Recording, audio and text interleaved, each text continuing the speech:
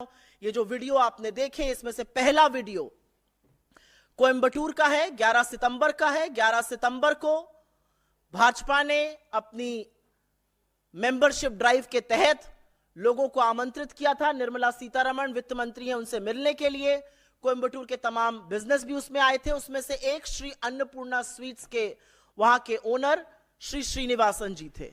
उन्होंने खड़े होकर अपनी व्यथा बताई। उन्होंने कहा कि मेरी एक मिठाई की दुकान है, वहां पर मीठे पर 5%, नमकीन पर 12%, प्लेन बन पर 0 और अगर क्रीम लगा तो उस बन पर 18% जीएसटी लगता है। तो कई बार तो कस्टमर बन अलग और क्रीम अलग ले लेते हैं, हमें तो समझ में नहीं आता कौन सा जीएसटी लगाएं। और उन्होंने यह भी कहा कि इतने जटिल के जीएसटी के चलते हमारा कंप्यूटर भी फंस जाता है, इनपुट टैक्स क्रेडिट करने वाले इनकम टैक्स ऑफिशियल्स को भी नहीं समझ में आता है, तो जीएसटी की रेट को थोड़ा सरल कर दीजिए। ये एक छोटे मध्यम लघु उद्योगपति हैं और वो ये बात ये व्यथा अपनी इस देश के वित्त मंत्री के सामने कह रहे थे।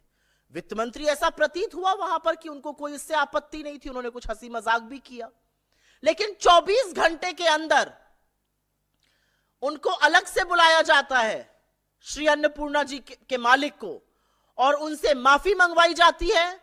चोरी से पीछे से उनका वीडियो रिकॉर्ड होता है। मुझे नहीं पता उनका कंसेंट, उनकी सहमति भी इसमें थी कि नहीं थी।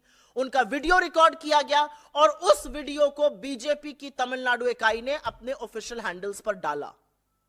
इसका क्या मतलब है? क्या इसका मतलब यह नहीं है कि इस देश की वित्त मंत्री के सामने अगर किसी ने अपनी व्यथा, अपनी तकलीफ, अपना दुख, अपना दर्द, अपने कारोबार की दिक्कत बताई तो बजाय उसको सुलझाने के उन्होंने उस व्यक्ति को डराना, धमकाना, उससे माफी मंगाना ज्यादा जरूरी समझा। इंग्लिश में एक टर्म होता है इंटॉक्सिकेटेड ऑन पावर।